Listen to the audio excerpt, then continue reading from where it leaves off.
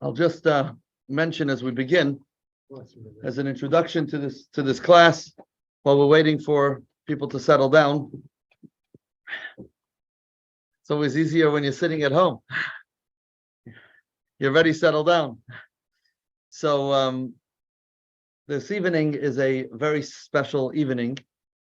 Today was the 10th of the month of Shvat, which is a significant day in the Chabad calendar. Today was the Yartzeit, the anniversary of the passing of the previous Rebbe, Rabbi Yosef Yitzchak, who sacrificed literally his life for building or keeping the flame of Judaism alive in the former Soviet Union. He became Rebbe in 1920, which was just a few years after communism began. And really, it came to America in 1940, but he suffered from the communists in Russia, in the jails, and later had health issues because of it. And then a year later, on this very evening, the night after the 10th of Shvat, after refusing for the year to take on the leadership for various reasons, the Rebbe finally became Rebbe. So it's an important night. It's an important night because the Rebbe taught us that our mandate, our mission has to be, this is just as an introduction, our mission, our mandate has to be to reveal the oneness of God in the world. That's our job. To recognize that we are a very part of the oneness of Hashem, because everything in this world, and one of the things that it's related to in our class tonight, we're going to talk about the very end of the class. So if I'm able to keep your attention till the very end, this actually will be part of what we're going to discuss. We're going to talk about why the Torah, there aren't any vowels, there aren't any nukudot, which in the Chumash, in the printed version we have, and the reason for that is because while there is a simple meaning to every verse and every word in the Torah, there are also layers of meaning beyond that.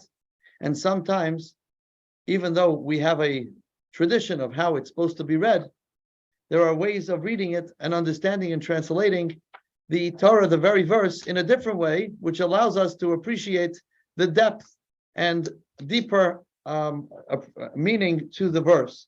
So we'll see examples at the end of the class. But one of the words that we often talk about, we're familiar with, I should say, is the word for world. The word for world in Hebrew is olam. Olam. Ha'olam means the world. Now, if there aren't any vowels, the letter vav in ha'olam, for those who read Hebrew, it's a hey, ayin, vav, because it's a cholam, lamed, mem. Ha'olam. But you could also write it without the vav. And now if you take out the cholam, the vav, you have hey, ayin, lamed, mem. Everything else will be on the slide. This is just a nice concept. So if you have the word ha'olam, ha'olam, you could also read it as ha'olam, because there's no vowels. If there are no vowels, you can read it however you want. So now when we're reading it however we want, we're actually seeing what the meaning of world is. So we're not only learning and reading the words different, but we're getting a new insight into what the regular definition is, which is world. If you want to know what the world is, look at the word for world in the Hebrew, and you'll find out what the world is. What is it? It's Helam. Helam means concealment. So when we look at the world, all it is a concealment of the divine. Our job through studying Torah and doing the mitzvot is to reveal the divine. That's our job here. One day the lights will all go on, and that will be the era of Mashiach.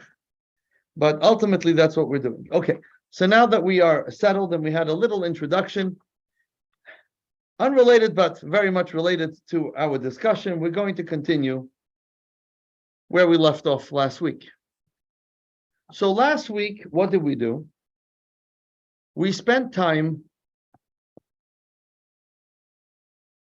appreciating that the Torah, the word Torah, means lesson, but the Torah includes a written Torah, which was dictated by God to Moses, and we also have a oral Torah, which are the explanations. Starting tonight, we are going to go into the oral Torah to understand all the different parts of the oral Torah, and every week we will talk about the history, but then we will actually get a taste of that particular genre of Torah. So tonight, we are going to discuss the Medrash. And we have all, I believe, looking around the room and the virtual room, I believe everybody has heard at some point or read about Medrash. But what exactly is Medrash? So, we have, now someone left a map last week from the book, but in the front of your book, you should have a map. If you don't have it, then that's yours. I know someone left it on the table. So I put it back, but we have a map. I'm going to show you what we're looking at the map. Now, I'll be honest, it's not the clearest map on the screen. You'll forgive me. So you have, on the left side, the gray area is the written Torah. And then you have, which is the 24 books of the Tanakh. And then the first, if I look here, I can tell you what you're looking at. The first line, which is red, okay, and I'm going to give you a better, a clearer image in a second. But the first line, which is red, is the Midrashic works. There are two parts of the Midrashic works, and that's what we're going to talk about tonight. Next week, we're going to talk about the Talmud and commentaries, which is the second, a little bit more orange. Then the next line is halachic works. Then we have Musar, which is the yellow. The green is philosophical, Kabbalah and Hasidism, which we're going to talk about the last week. And then another thing which there exists, which we're not going to go into, is the biblical commentaries, which includes Rashi and many, the Orach Chaim, and many other commentaries on the actual Chumash, on the written Torah. Okay, so let's go into our next slide. So on the gray side is the written Torah. On the right side is the oral Torah. And as we mentioned last week, that Moses, using the example of DNA, we discussed how really within the written Torah there exists everything that is even going to come up as a chidush, as a novelty in future generations, were already given by Moses, because much like DNA includes everything that the entire makeup of the human being that comes from that DNA, so too the Torah includes and encompasses within it every part of Torah. While Moses may have not studied every part, as we use the example from the teaching from Rabbi Akiva, right? We spoke about how Moses had a vision, and Rabbi Akiva was teaching, and the students ask him how he knows, and he says, it's from Moses. And Moses is like, well, I never heard this before. So it was interesting. But the idea is that, yeah, it came from Moses. We're going to see another thing also tonight, how we have kept true, and the teachings of Torah have remained true to the teachings of Moses, even though they have gone through many generations. So we'll talk about that, which is also an interesting thing. Okay, now if we go to So we have the written Torah, the oral Torah, and now we're going to go to, let us go to the next slide. And here we could see a little bit more of the Medrash. But what is Medrash? So here you can see, again, it's not, well, for those who are looking at the big screen here, it may be a little bit clearer to you. Those of you who have the map, let me see if this is on there. Not really, no. In very small, but okay, we could put the map away. We could look at it later for dates and stuff, but okay.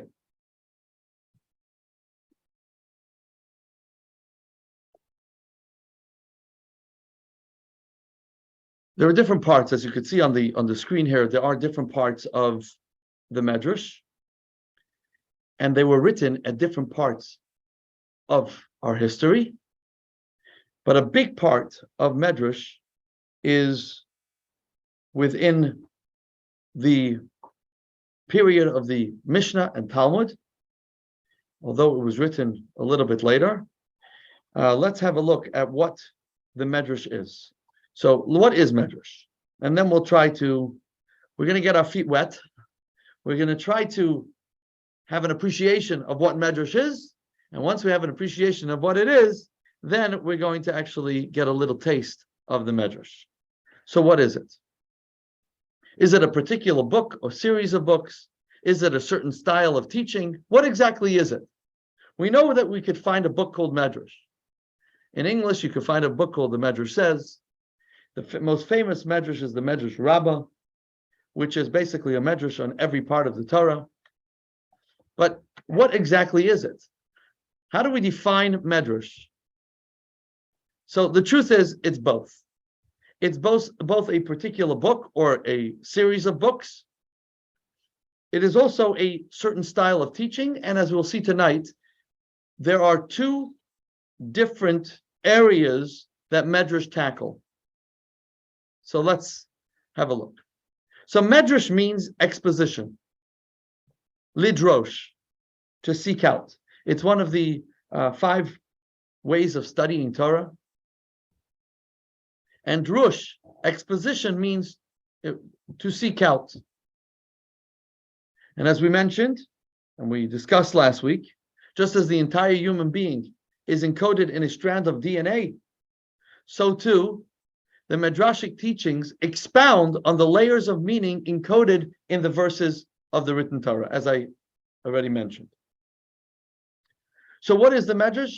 The Medrash is the teachings where the sages expounded upon the written Torah. But what exactly is the content? We know we have the code of Jewish law, which sounds like law, right? So what exactly is the Medrash? Now, most of us know the Medrash. I'm going to guess that when we think about Medrash, most of us think of it as interesting stories. There are many interesting stories in the Medrash. We'll talk about it a little bit, but let's have a look and understand what the Medrash is. So again, the Medrash is basically unpacking what's in the written Torah. Let's go to text number 1 on page 58 for those of you who have the book. For those of you who don't, I have copies, and I can get some more if we need more, which you can pick up during the week.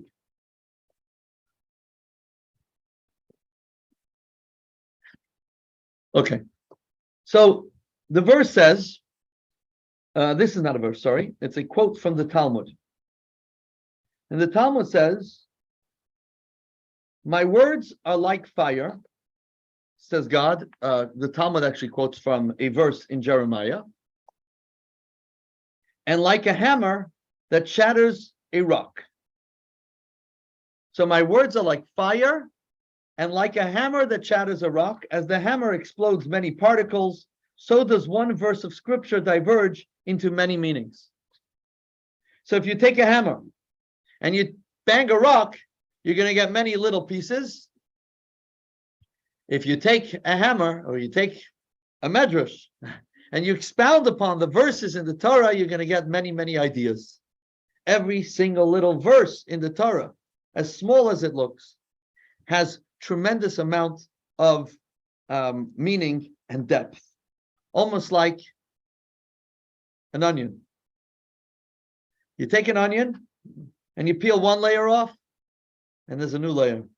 Take another layer off, and there's another layer, and it goes further and further. Tremendous how every year we study the same Torah, and if you pay attention, you're always seeing layers and layers of depth. So, on the most simple level, there is something called Pshuta Shel Mikra. Rashi's commentary, which is the thing that we said we're not really going to talk about the biblical commentary, but Rashi's commentary on the Torah is known as, the way he wrote it, is Pshuta Shel Mikra, which means the very simple meaning of the verse. And of course, even if we go into a deeper meaning of a verse, Ein Mikra Yotzei Midei Pshuto, which is Hebrew, which means that we don't take it out of, we may expand and we may see further layers or deeper layers, but we never remove the simple meaning. The simple meaning always remains. We just have deeper meaning beyond the simple meaning. So the simple meaning always remains. So there are two parts of the Medrash. So again, the Medrash is basically taking the Torah, breaking it up into pieces, and delving deeper and deeper, much like the process of DNA. So I'm going to jump here. We could see, I can't really see. Maybe it's my glasses. They made this too small. Too small. Yeah.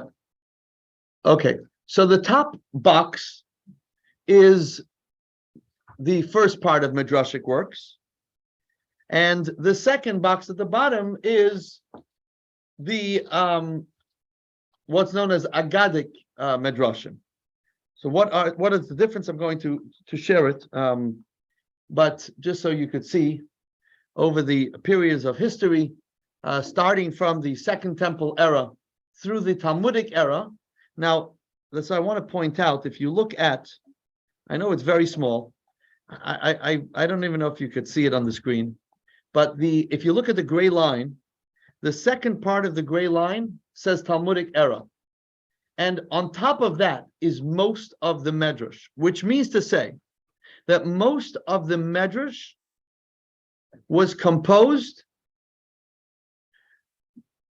during the Talmudic times, which means during the period of the Mishnah and the Talmud, which was right before the Common Era, and up to a couple hundred years, probably 500 years into the Common Era.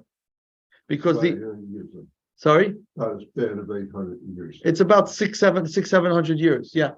So that is where most of it. There are three other books, if you look further down the line, down the red line, where you have during the early sages and later sages, going into the 11th century, the 16th century, but even what was written in the 16th century, which is the Ein Yaakov, it is actually taken directly from, even that is taken from the Talmud.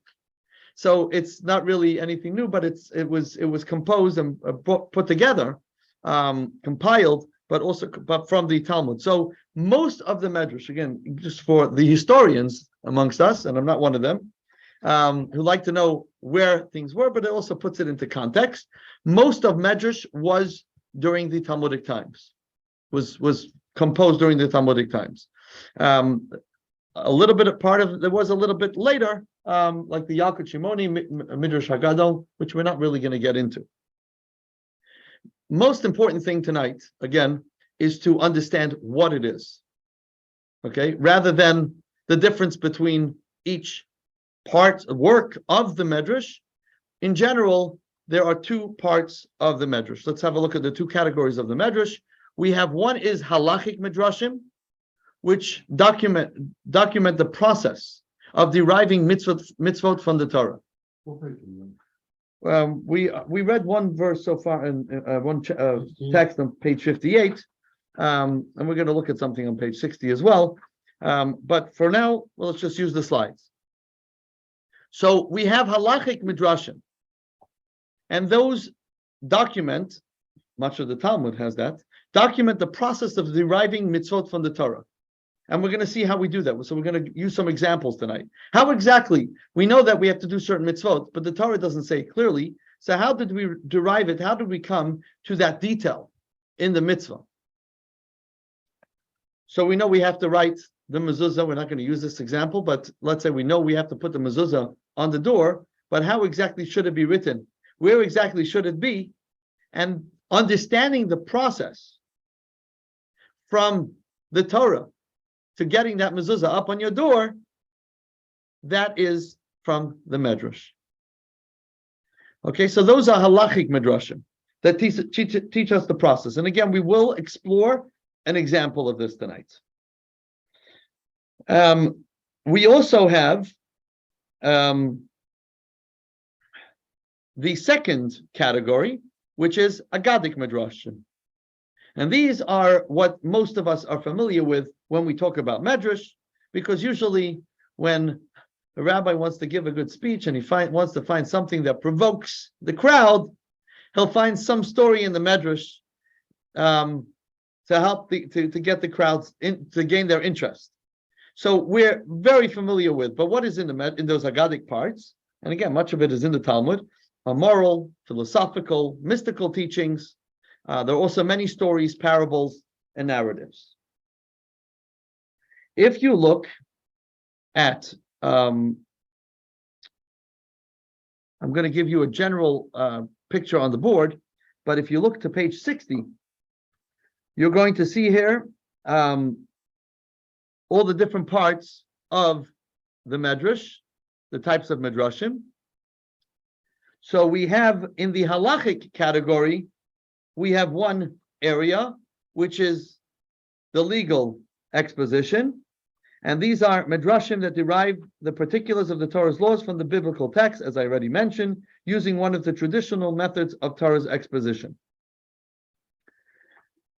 We then have historical narratives, where things are only hinted in the Torah, and so they give us a little bit of a further understanding of what was going on. For example, the account of Abraham's life, smashing the idols, being thrown into the furnace, all of those stories, so many stories of Abraham we don't know from the Torah itself, and the text of the Torah, they are from the Medrash. We have moral and ethical teachings, so guidance for proper behavior.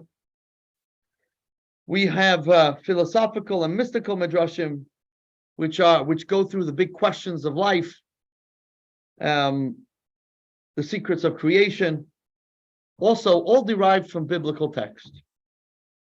Then we have parables.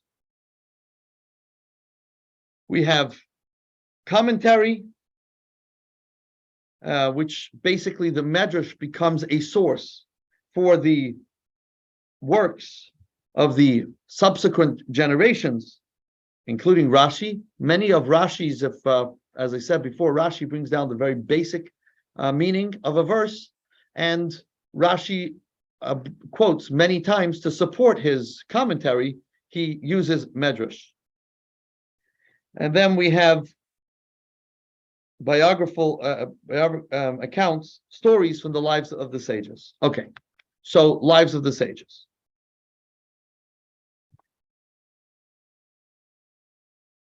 We are going to get a little video, and during this video, you will get a beautiful, as we did last week, we'll go through the major midrashic works, put everything into context. If you have a book and you want to follow, here you have a bigger, what we had on the board before is in your book on page 62, and there you could see the different parts of the Medrash. So we're going to get a 5-minute overview of the different parts of the Medrash, of the books of the Medrash, from a video presentation. So I'm going to ask Elaine, good evening, if you could please do me a favor, and if you could hear the sound, just raise your hand, then I know that you could hear the sound of the video.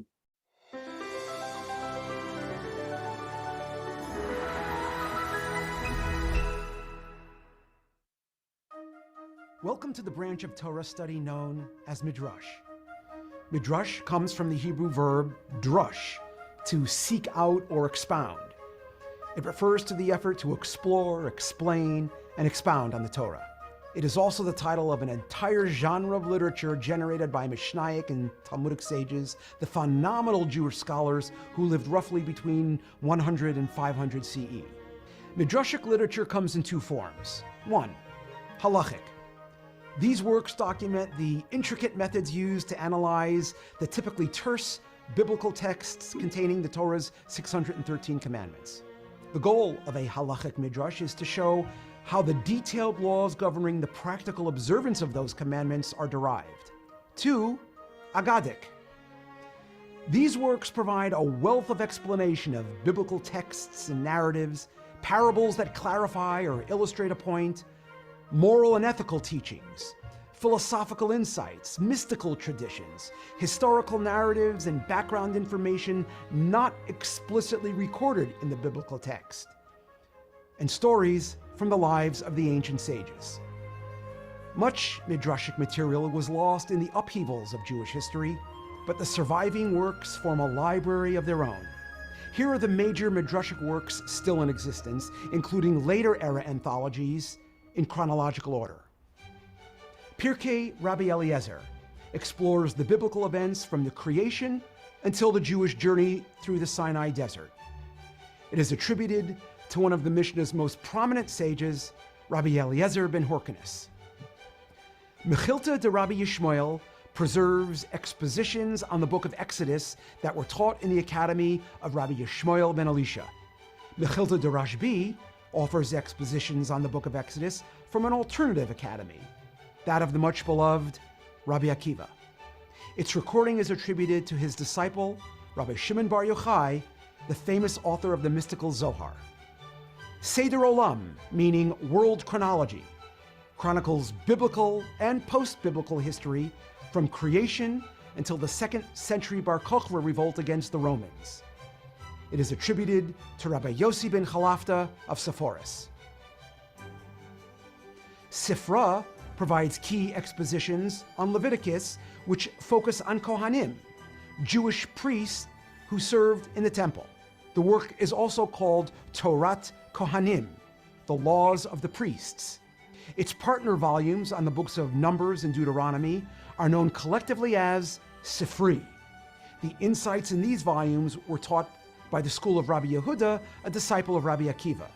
Maimonides identifies the Talmudic sage Rav as the compiler of Sifra and Sifri.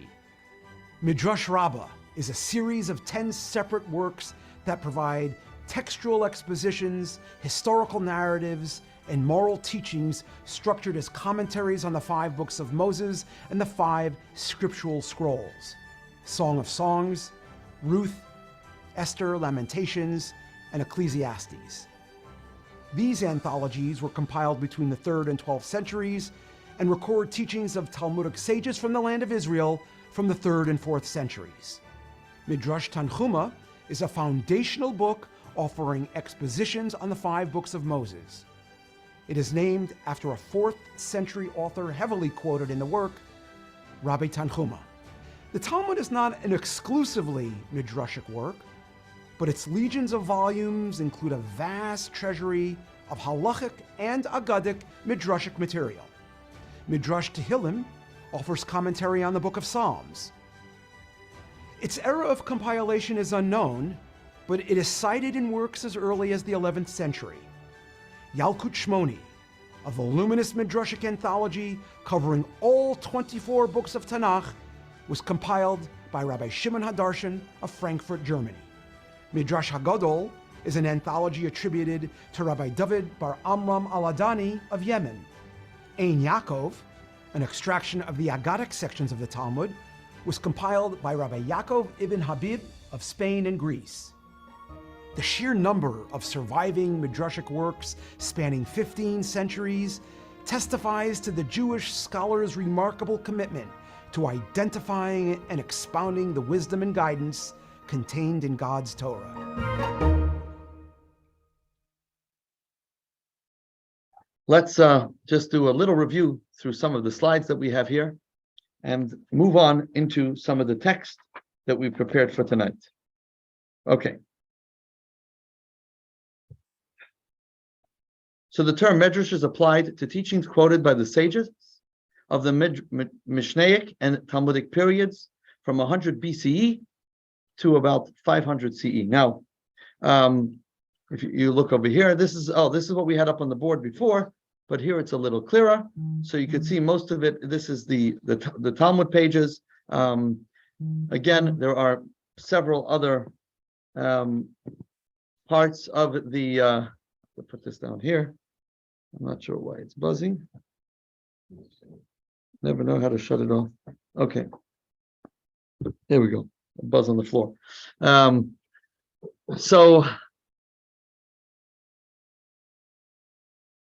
yeah, let's continue. Okay, back here, they're showing us the timeline again. And now I want to move on to our next. For more than 1,200 years following the revelation at Sinai, the oral Torah remained exclusively oral, passed from teacher to disciple. Now, I mentioned last week that in the next week, the third week, as we talk about the Talmud, the writing of the Mishnah and the Talmud, we will talk about why eventually, even though it was supposed to be the oral Torah, it was eventually written down. So, but the point is that for the first more than 1,200 years, it was not written down. The Torah was given in the year 3330 from creation. 3,300 years ago from now. Sorry, in the year 2248. Okay, 2248 was when the Torah was given. Was 3,334 years ago. For the first 1,200 years, pretty much there was the written Torah, which eventually also became the Tanakh, as we spoke about last week, the 24 volumes of Tanakh. And then there was the oral Torah, which continued to be oral. Now, while it was transmitted orally, it was also, there were teachers who took their own personal notes. So they had notes, but it wasn't formally written down until much later. And again, we'll talk about that next week. Wait, so what was first, the written or the oral? Written. So the Torah was given, the written Torah, the 5 books of Moses was dictated by God to Moses. We spoke about that last week, right? Yes. So it was dictated by God to Moses. Moses wrote it down. Later, they added the books from the prophets and writings that became part of the written Torah. What was before that? Just the 5 books. And then, at the same time that Moses taught and gave over the written book of the written Torah, the 5 books, at the very same time, there was also, he also explained it, or taught us how to elaborate and to go deeper and to understand the Torah. There were many laws that he taught us, but he didn't teach us how we derive it from the written Torah. He just taught us the final law. And then later we went back to look and we were able to figure out how we came to that conclusion. And we'll talk a little bit about that today. Okay. It was only during the Mishnaic era that the oral Torah's documentation began, as I mentioned. The teachings, which was about 2,000 years ago, a little bit more, the teachings of the sages after the compilation of the Talmud do not carry the same authority as those prior to the event, which is basically after it was written down, that became the most authoritative part of the oral Torah. Everything afterwards has to be based on the Talmudic sages and what they wrote down. Okay, again, we will talk about that a little bit more. But let's go into some of the stories, narratives. So we all know the story of Cain and Abel, right? Raise your hand if you know the story of Cain and Abel. So Cain killed Abel, right? Or Cain killed Hevel. That was his Hebrew name. Cain killed Hevel, and the Torah then tells us that he'll have revenge taken after 7 generations. The Medrash tells us an interesting thing. So this is just an example of one of the stories, how the Medrash tells us what happened, that several generations later, he had a child who was Lamech, a grandchild. In those days, we know from the Torah, if you look at the dates of till actually the time of Noah, people lived for hundreds of years. After Noah, it was decreed that the span of life is about 120, although that didn't really take place until later, which was the time of the giving of the Torah. But the life was certainly shortened. We know the sages, the patriarchs and matriarchs lived over 120 years. I'm not going to go through all their ages, but definitely under 200, and it wasn't as long as it was before the time of Noah. So this is in the time of Noah, in the time of Adam, right after these are the children of Adam, and the years were much, much longer. So anyway, Lamech was blind.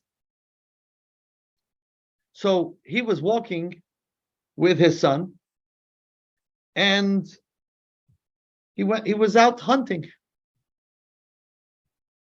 And his son sees their ancestor, great-great-great-grandfather, is walking from a distance. But he can't tell who it is, can't tell what it is. He thinks it's an animal.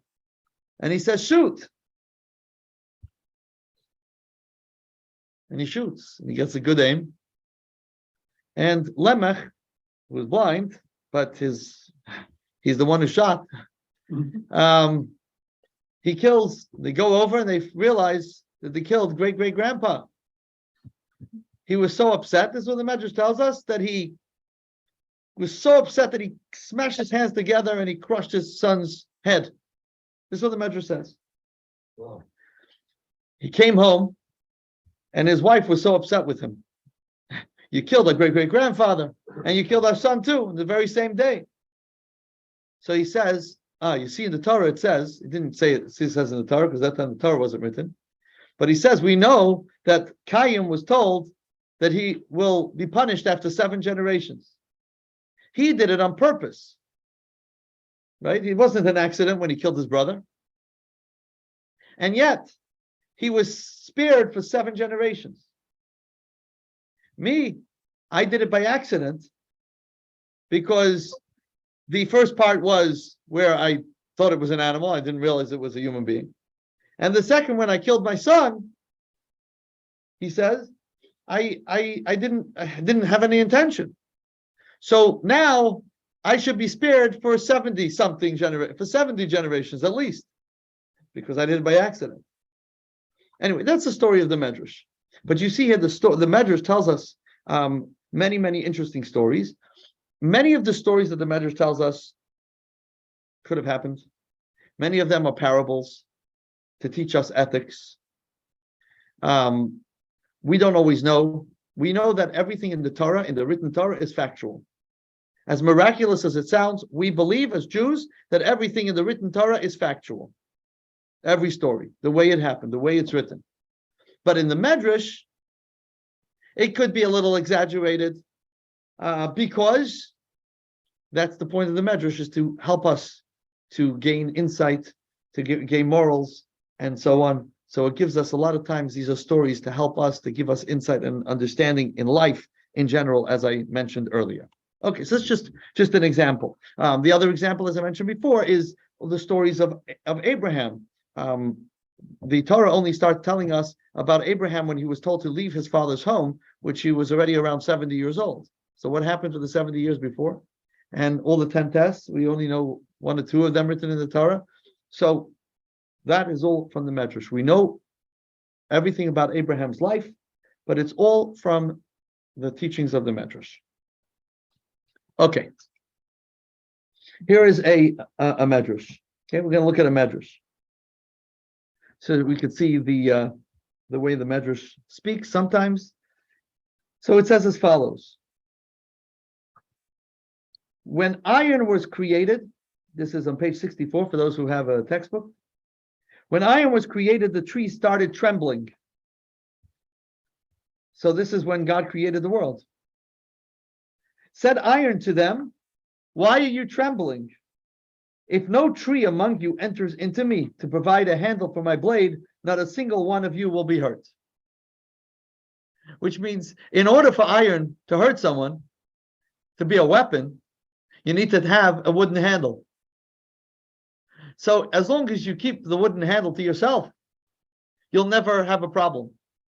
The lesson is, of course, that the Torah, the Medrash wants, much like a teacher, who is able to share parables, stories, to be able to allow, in order to allow the students to be able to appreciate and understand deep concepts. The Medrash uses parables, even though sometimes when you give a parable, there's a simple understanding, which means, okay, I got it. Sometimes when you hear a parable, you say, oh, well, why do you have to give me the parable? Right? You could have just told me the intellect, the idea that you wanted to give me without the parable. But sometimes when you have a parable, the advantage is, even if it's a simple parable, is that later, as you analyze the parable, you could start to understand deeper and deeper the intellectual idea.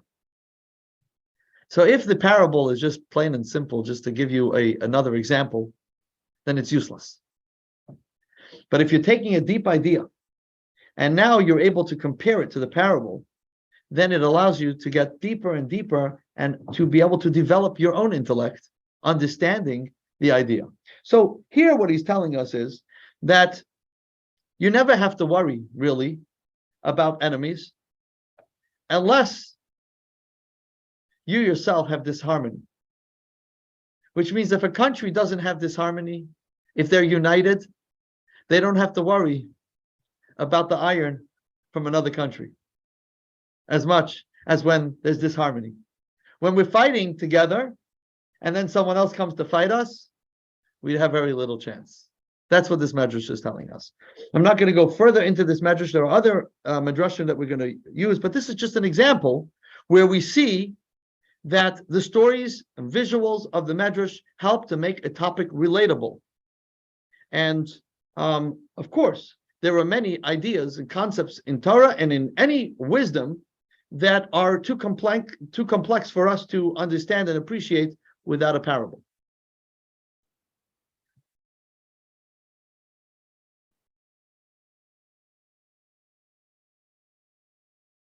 So the idea is that when we're given a parable, the idea is not only to be or story. If a teacher is giving a story and one story after another story, it's not only to make it interesting.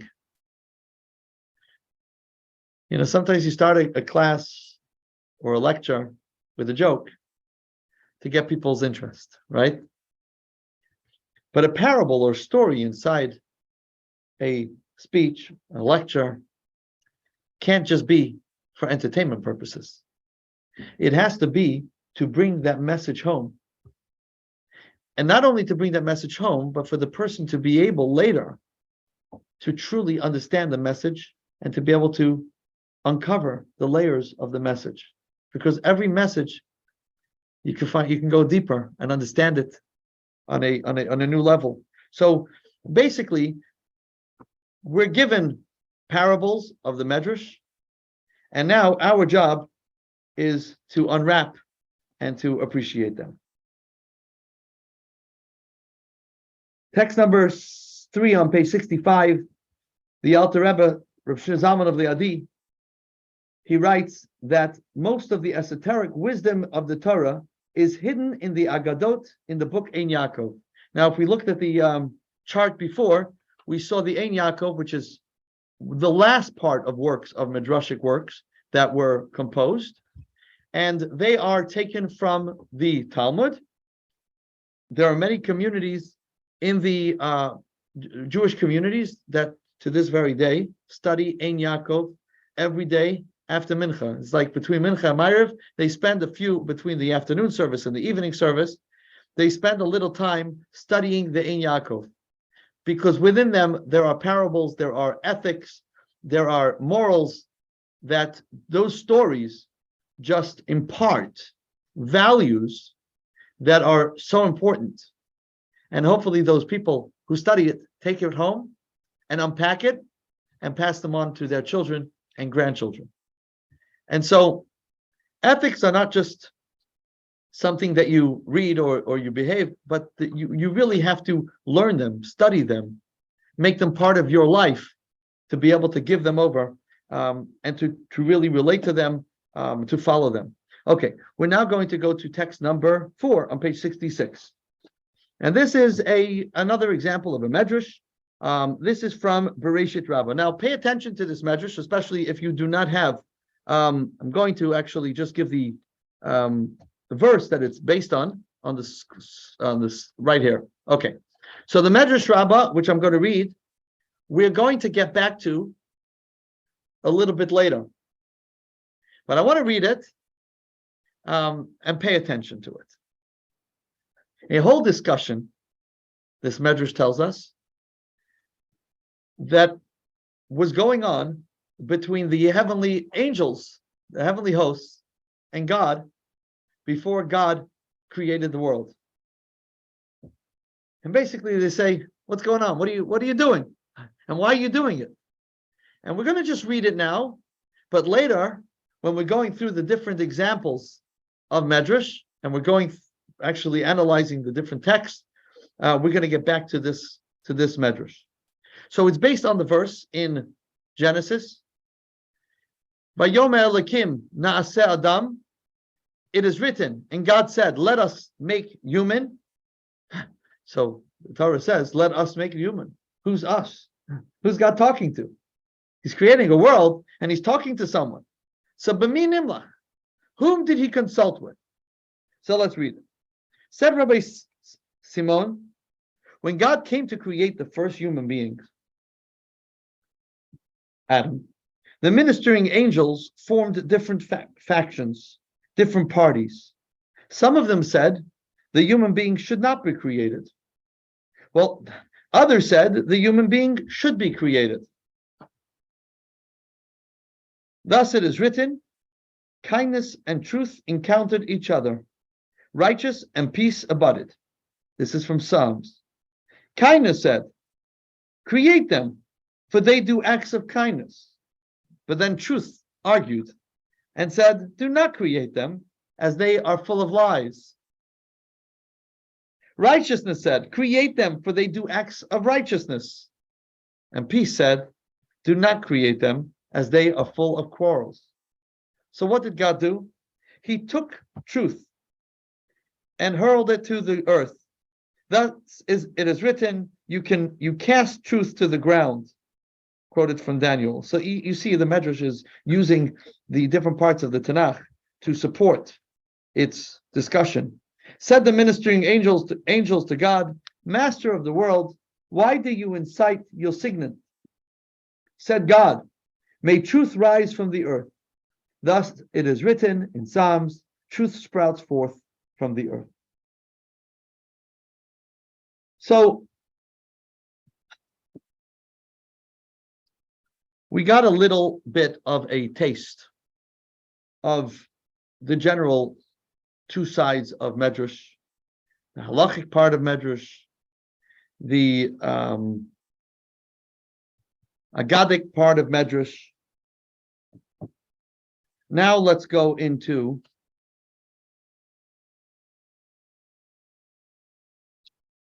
actually we have one more part.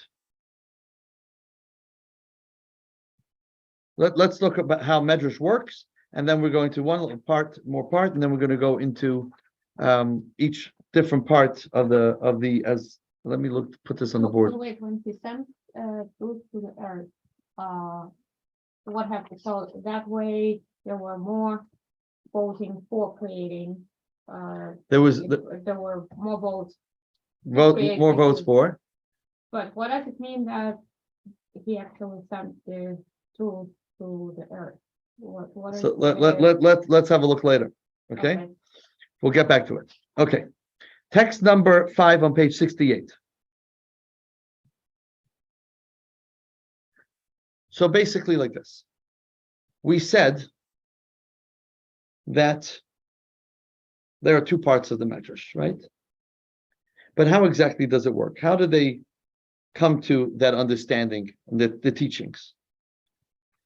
So the Torah tells us, and this is from the Medrash teaches us, that when the Torah says, Ve'ele Shemot, let me see if I have, okay, we're going to get to this in a second. That's where we're going to get to next. Okay, let's hold on to this for a second. Let's just read the text number 5. These are the laws that you shall place before them. Ve'ele hamishpatim asher tasim lifnehem. It's actually, we are now Parshat B'Shalach. It's not next week's Torah portion, but it's the week after. We're going to read these words. Ve'ele hamishpatim asher tasim lifnehem. And these are the words of the portion right after the giving of the Torah. These are the laws that you shall place before them. Rabbi Yishmael says, these are the 13 methods by which the Torah is expounded, which were given to Moses at Sinai. So while not every detail was given to Moses at Sinai, Moses, or while Moses didn't give over every detail to us at Sinai, Moses gave us the principles, namely 13 principles that we have to follow. We have to use these principles in order to derive anything from the Torah. You can't just open up the Torah and say, okay, you know what? I came up with a new idea today. And I think we should do a new mitzvah because I figured it out. I studied the Bible codes. Someone mentioned that last week. I studied the Bible codes, and guess what? I figured something out. I'm going to come up with a new mitzvah. It doesn't work because you have to follow these 13 principles. We're going to learn some of them. One is a kal v'chomer. You can look at the text on page 69. The first 3 are halachic ways of understanding the Torah, learning from the Torah, extracting from the Torah. Kal v'chomer. The next one is ribu v'miyot, which is, so one is logical, and we'll explain. It's not anything logical because what's logical to me may not be logical to you. And I see everybody going like this, of course, right? What's logical to you is not always logical to me. You know, you see after an argument, so sometimes 2 people walk away and the guy's so not logical. And then the other guy says, he's no logic. So which one's logical? So what's logic to you is not logic to me. So then how do we follow logic? So we're going to see the principles that we use that create these logical arguments. Okay. Then we have the next one, which is textual exposition. We'll see how that works. So this is going to be, the next one is association. And usually those first 3 are ways to derive halacha, which is Jewish law. That's halacha. The 4th way is the agada, which are more the stories, parables, ethics, and so on. You can't learn law from this way of studying, and that is when I take a text and I take out the vowels from the text, and now I read it a different way, like I did at the very beginning of the class with the word world, with the word for world. So the word halem, I can't now start reading it that way. I can't make a new law through that, but I can gain appreciation to my existence, to my purpose in life from these words. So that's the fourth way. So let's go through logical deduction. This is going to be fun. And that's what we're going to do for the next half hour. We're going to go through different parts of Medrash, and we're going to have some fun in learning and at the same time seeing how we go from the Torah down to halacha, or how we go from the Torah down to the stories. So let's have a look at the first one. The first one is the Kal V'chomer argument. So basically, how does the Kal V'chomer argument work? If basically we're saying like this, if A is true, then B is certainly true. I always give a very simple parable example when I teach this to the students in school, and I say to them as follows. I teach middle school, and I'm usually teaching this idea to sixth grade, giving them an introduction to Talmud. And I say the way it works is like this. If Michael is the strongest kid in the school, and David is the weakest kid in the school, and we've seen them outside, we've seen them lift things, and we know that whatever David can't lift, Michael's able to lift. And now we go outside and we see David lifting a rock that's very heavy. It's obvious that Michael could lift it as well. If Michael cannot lift the rock, it's obvious that David can't lift it either. So we're learning Kal V'chomer. Kal V'chomer. Kal means weak, V'chomer and stringent or strong. We learn from the weak to the strong. If something is prohibited on the festival, it's obviously prohibited on Shabbos because Shabbos is more stringent than the festival. And that would include Yom Kippur. So if something is permissible on Shabbos, it's obviously permissible during the week. Let's go into our Kal V'chomer argument that we're going to discuss tonight on page 70, text number 6.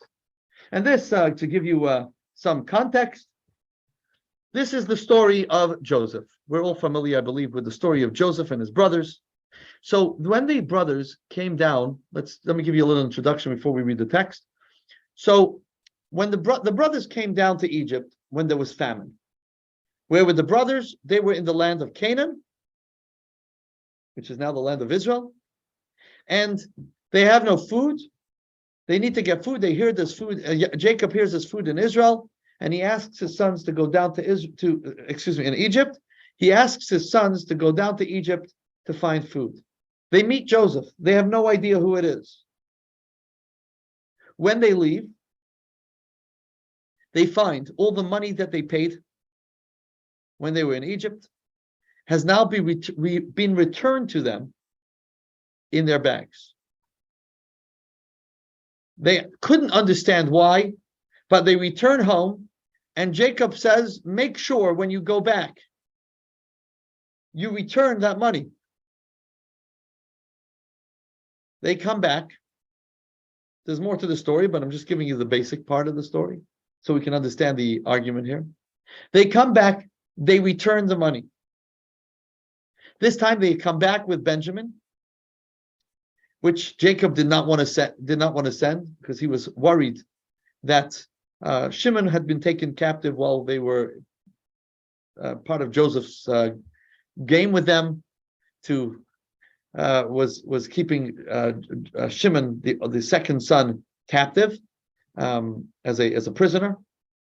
And now Benjamin comes down he hadn't come down the first time. He was the youngest of the brothers, Joseph's brother from the same mother, the only one. They come back to Egypt. They pay back whatever they owe. And then they get whatever they need. They have this strange meeting where Joseph is, the strange meeting with Joseph. And then they get ready to leave, and they put things back in their bags, and the royal goblet They accuse them of stealing. And where is that royal goblet? In Benjamin's bag. This is Joseph's play. But if we look at the Torah, we'll see a Kal V'chomer argument. What does it say? It says, behold, the money that we found in the opening of our bags, we returned to you from the land of Canaan. How then would we steal gold or silver from the house of your master? Here we see the Kal V'chomer argument. We were so honest. We've always been so honest. How could you accuse us, such honest people? We could have kept that money. No one would have said anything. But we gave it back to you, and now you're accusing us of stealing your goblet? We would never do that. Little did they know that they had hidden it in Benjamin's. But here we see in the Torah. So where does this concept of Kal V'chomer come from? It comes from the Torah. We see this kind of argument in the Torah. So that's the first thing. We're not making up a kind of argument. We see that the Torah supports this kind of argument. It's one of the 13 arguments, styles of arguments that have been passed down from Moses, but we could see and support it in the Torah. Now, let's see how the Medrash takes this argument. Let's go to text number 7. The roadside assistance law. So I believe we have at least one lawyer here in the class. So you'll appreciate this, I think. The Torah tells us that when you see the donkey of your enemy collapsing under its burden, and you are inclined to desist from assisting him, you must assist with him. So it's interesting that when the Torah tells us that we should help someone, let's have a look here. Okay. Here's the the verse for those of who don't have the text. So the question is, why does the Torah tell us only the enemy? Okay, so only my enemy, I only help my enemy? What happens to my friend? So, of course, we understand that we can learn from a Kal V'chomer. What's the Kal V'chomer? The Torah doesn't need to tell us that you have to assist your friend. The Torah tells us, assist your enemy. If you help your enemy, of course you have to help your friend. That's Kal V'chomer. It's obvious. It's logical. Makes sense. If you're going to assist your enemy, how much more so? So the Torah doesn't need to tell us, go and assist your friend. He tells you, make sure, he doesn't want you to leave anybody struggling.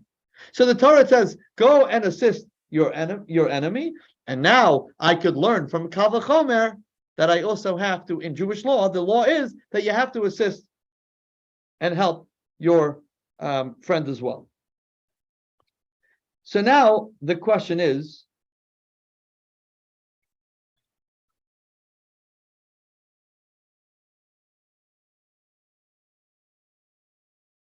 what happens if I'm walking down the street and I see two people struggling? I see my friend and I see my enemy. Who do I have to help? So we have to we have to follow. There is a concept, and we read it in a rule in the Talmud, that it says it's enough that a matter derived from a law should be as strong, but not stronger than the source law. Just because it's logical to say that and that's the Torah didn't need to tell you about your friend, doesn't mean the friend is more important than what the Torah says. Which means if the Torah is telling you, help your enemy, your number one requirement from the Torah, logically, without the Torah, you would think, go to my friend. But the Torah is worried that we'll leave that guy, the other guy hanging, we'll never take care of him. Our friend will find a way. We'll find a way to get him help in the worst of circumstances. But the enemy, you let him go. So the Torah tells us, what's your enemy? Take care of your enemy. Of course, you have to take care of your friend. That's logical. But make sure that you take care of your enemy because that is the source law. So, yeah. I'm supposed to do that. Take care of your enemy. So you have to start learning Torah. And you'll come to appreciate that the Torah tells us is the way, a guide for life. And that's teaching us morals and ethics. And just because we don't like someone, because someone says something wrong to us, doesn't mean that we should just leave them going. That doesn't make any stock of the enemy. I can't, honestly. It doesn't. We should still help them. There's another In other concept. words, you gotta figure it out. Well, you have to follow what the Torah says. Okay. All right. So here's when both the friend cannot be placed before the enemy, since this is the written law. There is one last idea, and this is in the case where one is confronted with both the written law and the derivative cannot be stronger than the written. Okay, we explained that already, since that is the source of the law. Okay. There was one other idea here that I wanted to mention, but if I can't remember it now, we'll move on to the next teaching. Again, there are so many different examples of Kal V'chomer, but here's one that we could learn, and we learned two ideas. Number one, that it's a logical argument, and that the Torah didn't have to tell us. And number two, that the logical argument cannot be stronger than the source. Okay. Now let's go to the second way we learn halacha from, and that's from the text. Riboy umiyot. What does that mean? So a lot of times the Torah will add a word or a letter that it didn't need to add. And from that extra letter or word, we could learn something out. So let's have a look here and see how it applies to our verse. So what does it say? If you go back to text number 7, let's read it again. What does it say? It's on the board with in color.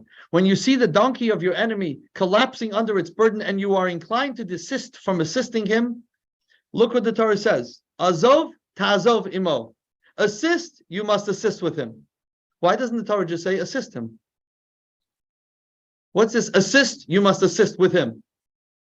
So the Torah is telling us, have a look at the Mishnah, text number 9. If one unloaded and reloaded, by the way, I forgot that this is the next part. This is what I wanted to say before. This is what I was trying to remember. There was something else, and it's this. Even 4 or 5 times, one is still obligated to unload again.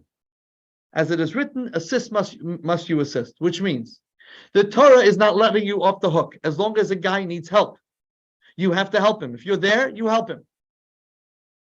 He's got something falling off the back of his truck. Help him lift it up. If it falls off again, go help him again. Help him 4, 5 times, however many times. Now the question is, you have a lot of times where people take advantage of others who help them.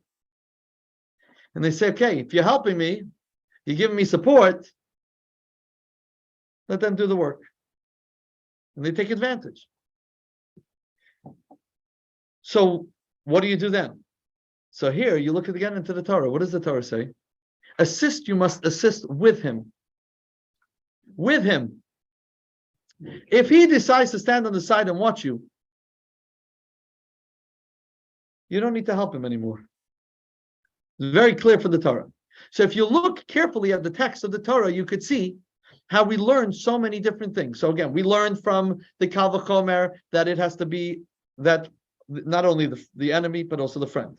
We learned that that it has to be the enemy first if you have an option of both. Then you learn that you have to help him as many times as he needs. And finally, if he's not helping you, you don't need to help him anymore. I'm sorry. You're on your own. If you help me, I'm helping you. But once, sometimes you say this to our kids, if you're going to work with me on the homework, I'm going to help you. But if you're ignoring me, that's it. Then I'm done, right? I'll move on. I'll find something else to do. Okay. Let's go to the next section, which is, I'm just going to jump because we already said this, which is the association method. Very interesting method. And these are many different ways of associating different verses and so on. And here we're going to talk about how we come to know. Let's look at the verse. This is actually a verse that I hope everybody's familiar with.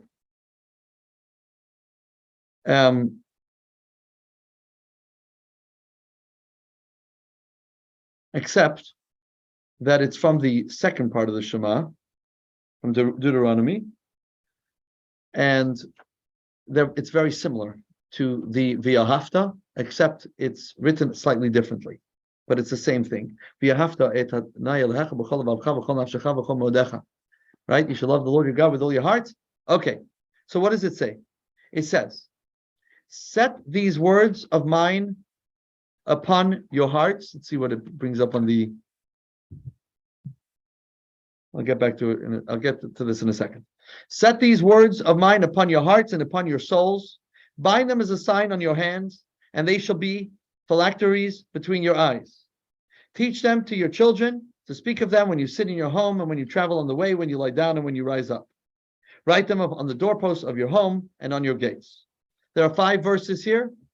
One is the mitzvah of studying Torah, the mitzvah of putting on tefillin, the mitzvah of educating our children, the mitzvah of reading the verses of the Shema, and affixing a mezuzah on the door. Shema has to be read in the morning and the evening, when you lay down and when you get up, and so on. Okay, so how does this work? When 2 laws are adjacent to one another, or even if they're not adjacent, but they use similar phrases, so then we could apply what we know from law A to law B. Sometimes the Torah doesn't tell us a date, but it says on this day. So you find another place that tells us on this day, and we know when that date is, so you figure that that's on the same date. That's an example. Okay, so we're going to apply, because it uses different similar phrases, or it is next to each other, even though if you look in context, like, why is it putting this next to this verse? They don't have any relationship. Because we want to learn something from one to the other. So that's the way we do it. Or, again, it could be on one side of the Torah and the other side of the Torah, but they have similar phrases, and therefore we're able to learn one from the other. So, the passage of the Shema, there are 3 verses containing 5 commandments, and one of them is, as we read, the mitzvah of tefillin. Now, let's read the words again about putting on tefillin. What does it say? Bind them as a sign upon your hands, and they shall be, I try to translate it as a reminder between your eyes. Now, if we would literally follow the way the Torah tells it to us, where does the Torah say it should be? As a sign on your hand. Your hand is right here. Where we put it is on our muscle, on our arm. Actually, this one, right? The Torah says it should be a reminder, it should be for a reminder between your eyes. That's right over here, not on our head. So where do we come up with that? That it's supposed to be over here, the tefillin is supposed to be on the top of our head, or on our arm rather than our hand. So let's have a look at where we get this from. So let's look at the Medrash. The Medrash teaches it to us. And he says as follows. I'm going to read the Medrash. On your hand, meaning on the upper arm. But then he asks, but perhaps it means literally on the hand. The Torah therefore teaches us, by stating in the first part of the verse, set these words of mine upon your hearts. We are speaking of a place that is aligned with the heart. What is aligned with the heart? The upper arm. So the hand is an extension of the arm. But you need to do it on a place which is aligned with the heart. You need to, on your hand, this, and on your head, you need to have, we'll get to that. Okay. On your hand, this is which hand? Is it the right hand or the left hand? So he says this is the left hand or the weaker hand. You say that it's the left hand, but perhaps it is the right. But then we know this from the juxtaposition of the two verses, bind them and write them. Right? You should write them. What's the verse after? The verse after is about writing the mezuzah. You should write them on the doorposts of your house. Just like which hand do you write with? Your right hand. Okay? Your stronger hand. Because it could be your left hand, right? Your stronger hand you write with. You have to bind it with your stronger hand because it's the same hand. So now, where are you going to bind it? You can't bind it on your right hand if you're binding it with your right hand, right? So which hand are you going to bind it on? You have to bind it on your left hand. Just as the writing of the mezuzah is done with the right hand, so too is the tying of the tefillin done with the right. Between your eyes, meaning on the top of the head. You say that it means on the top of the head, but perhaps it means literally between your eyes. The Torah therefore teaches us by writing, you are children of the Lord your God. Do not, and what does he say? Do not gash yourself and do not make a boldness between your eyes for the dead. The Torah teaches us and uses the word between your eyes about tearing out our hair and creating boldness as a sign of mourning, which was done in the days in biblical times by other nations of the world. And the Torah is telling us that we cannot do that. But where does he tell us? You cannot take the hair from between your eyes. Most people don't have much hair between their eyes. It's talking about between your eyes, which means directly opposite one's eyes. So just like as the hair is referring to in the place where of mourning, where the Torah is telling us Jewish people are not allowed to tear out their hair between their eyes, meaning directly opposite their eyes, which means on their head. So to where is tefillin? Tefillin is on one's head, but directly between the eyes. Just as there in the case the prohibition to tear out one's hair in mourning the dead, the phrase between your eyes means corresponding spot on the top of the head to between the eyes. So to the phrase between your eyes in the verse regarding the placement of the tefillin refers to the top of your head. And that's why we're very careful that when we put it on, it has to be directly between one's eyes. So we make sure it's straight between one's eyes, because it has to be the exact spot that's corresponding to one's eyes. Okay, let's continue. Then we have adjacent text. The Torah tells us about the teaching of the Torah, that the teaching of Torah should be on your heart. So because the heart is right next to, so you have to put it somewhere on your arm. Where on your arm? The Torah just told us about your heart. And therefore we know that it has to be near your heart. So if it's a righty putting on tefillin, he puts it on his arm, on his muscle, right next to his heart. This shows that the tefillin should be tied on the upper arm facing the heart. The verse instructs us to put on tefillin is followed by that of mezuzah. This teaches us, which we already spoke about, that the tefillin should be tied by the same hand that we use to write the tefillin, or the mezuzah. Just like the mezuzah, it's written with the stronger hand, or in most cases the right hand. So you have to put it on the other hand. If you're a lefty and you write with the left hand, then you're going to put it on the other hand, on the right arm. Okay, this again, we did already. Okay, the last one is about Agadata, alternate readings, and this important to mention. We was talking about before how we have the way you have it with vowels, like the word of olam and helam, right? Every word and sentence written in the Torah can be read and understood in multiple ways. So basically, once the question is asked, why is it, and we'll see this in text number 12. Let's read text number 12. And then we're going to go back. Okay. let's see how much we could do in the next 5-6 minutes. Okay. Text number 12, page 78. You asked, this is from the Radbaz. He was in the 15th century. He was in Egypt. He was born in Spain and he lived in Egypt. He was a rabbi there. Anyway, many people sent their questions to the Radbaz. He is a very well-known authority, and there are many things that he answered, difficult questions. So you asked, why are the vowel marks not written in the Torah scroll, seeing that it was all given to Moses at Sinai? If Moses taught us how to read it, then we know the vowels. Why don't we write it in the Torah with the vowels? So guess what? It would be much easier for the guy who's reading the Torah if there were vowels in it. We wouldn't have to spend so much time before preparing. Likewise, it would have been fitting that the cantillation marks should have been written in the Torah scroll so that the reader could read smoothly without error. Indeed, the cantillation marks will sometimes explicate the meanings of the text. Sometimes we know what a text is from where the cantillation mark is. So they're so important, the vowels and the cantillation marks. Why don't we have it there? So he gives the answer. The letters without the vowels and cantillation marks have numerous meanings, various possible compositions, and even contrary readings. Each and every letter contains facets within facets and mysteries within mysteries.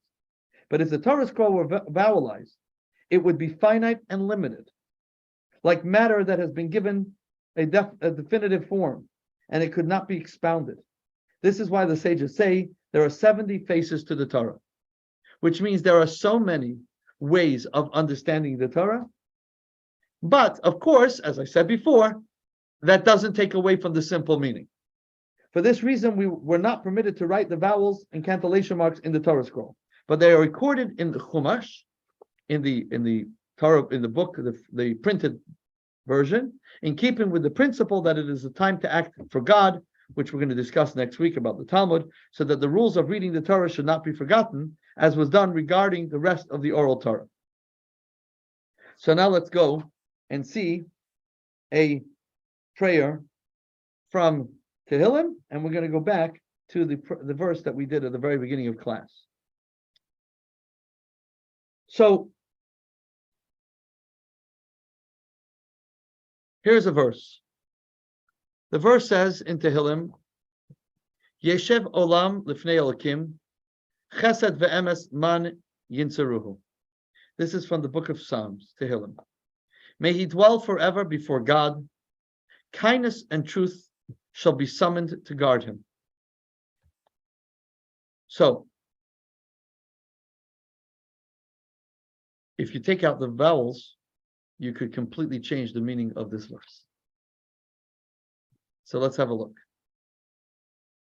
Yeshev Olam and Man Yitzeruhu can have completely different translations.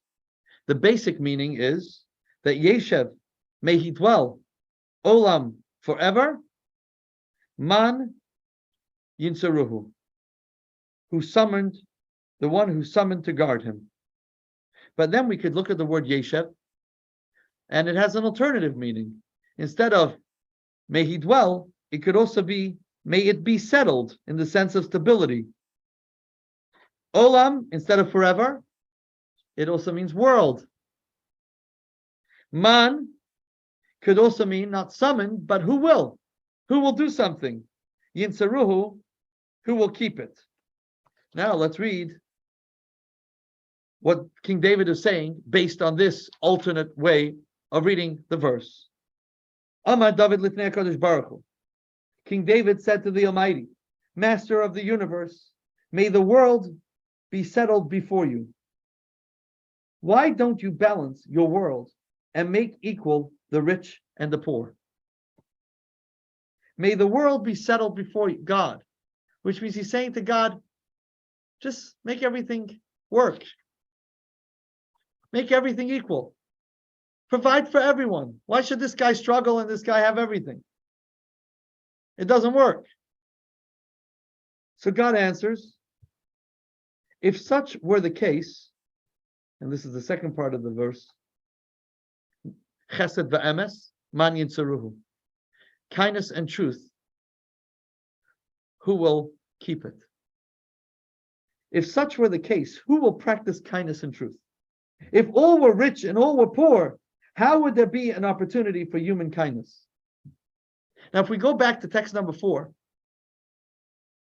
kindness and truth were actually fighting. One wanted the world to be created, and the other one didn't want the world to be created. So what's going on? When we create the world, once the world is created, and you create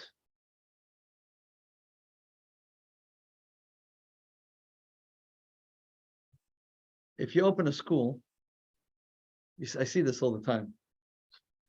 You open a school the first day, the first week, everybody's happy. It's a few kids, small class, it's intimate, the parents are involved. And the school grows, and then you have friction. It's always like that. And then you have a breakaway, right? When I was in Australia, I used to read the Torah in a synagogue called Katanga.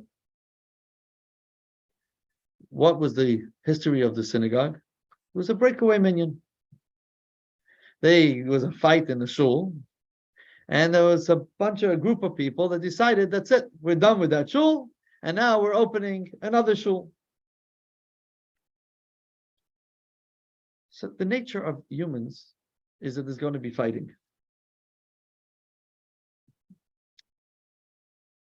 There's always going to be friction and tension. And so the question is, let's read text number 16.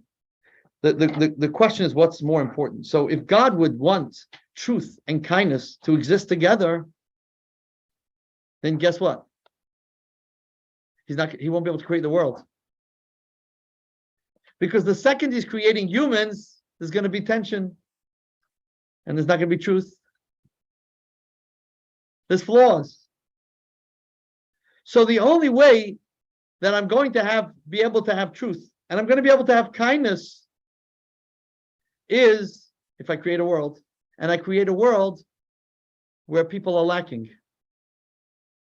But ultimately, God is saying that truth is important to me. And all the things that he mentions, they're very important to me. But the most important thing to me, God says, is kindness. If there's not going to be truth, and that's why truth says to God, don't create the world. Kindness says, create the world. Truth doesn't want the world because he knows the world is going to be filled with lies. And lies and truth is very important to God. But while truth is very important to God, what's most important to God?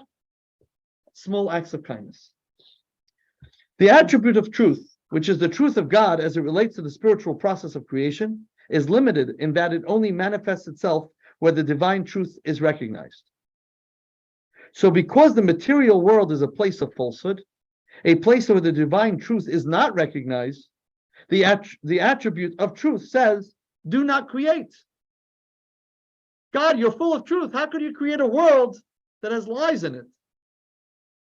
But the quintessential truth of God is not constrained in any way. It is not limited to those places where the divine truth is recognized. Therefore, even a person's mundane household affairs, in which the person engages solely for materialistic purposes, and which therefore seem to be a pack of lies. What's lies? Lies are something, what does it mean, lies in this world? Not necessarily when I'm telling you a lie. I said the whole world is concealment. If you don't see godliness in this world, you know what you're seeing? You're seeing a pack of lies. If I see a physical cup here, I'm seeing a pack of lies. If I could see the godly spark and I could use this for God, now I've seen the truth of this cup. I've seen the truth of this drink. So the world, saying that the world is filled with lies doesn't mean that people are lying to each other. It means the whole world is a world of sheker, of falsehood. when the Mishkan was created, it says you should make them with the beams. There's many words for beams, but one of the words for beams is keresh. Kerashim. Why does the Torah use the word keresh? It's very interesting. The Torah uses the word keresh because it's the same Hebrew letters as sheker, which means falsehood. The point of the tabernacle of the temple and the point of our service every single day in this world is to transform that falsehood of the world and to bring out the godliness in this world. And every mitzvah that we do and every Torah that we study, every bit of kindness that we do to others brings out that godliness in this world, brings out the truth. So we're bringing a deeper reality of truth into this world.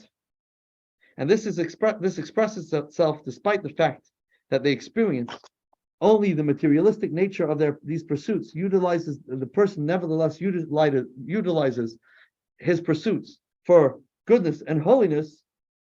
He's creating a deeper truth, and ultimately that is how we bring the truth into the world.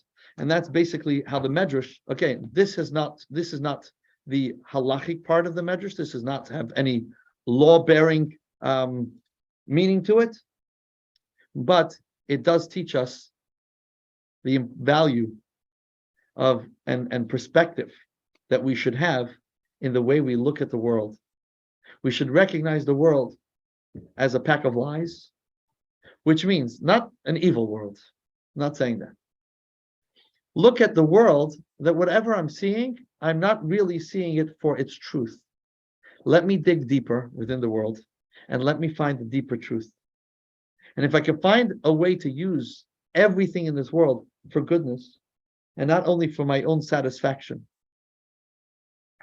if I could buy the latest car, the most expensive car because I could afford it, but I buy it not for myself to just indulge in something physical, but rather to use it to give people rides to the hospital, to go visit people, to go do acts of kindness, and I'm not using it for my own physical pleasures, then I have revealed the goodness in this world, a deeper truth that exists.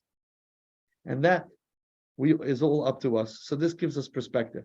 So again, the first few examples that we gave were how we derive the halacha, whether it's about the tefillin, whether it's about helping others.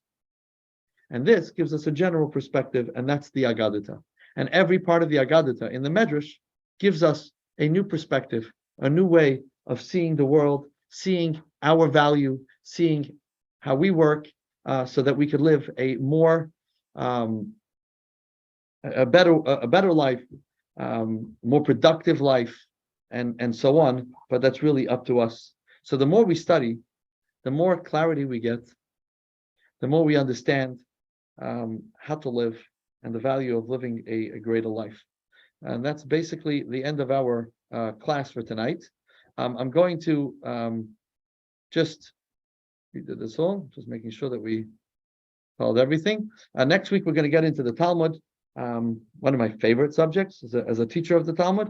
So I'm looking forward to that. Same place, same time. For those of you who are able to join online, thank you for joining online. And look forward to, hope everybody enjoyed it. If you have any follow-up questions, please feel free to text me, great on WhatsApp.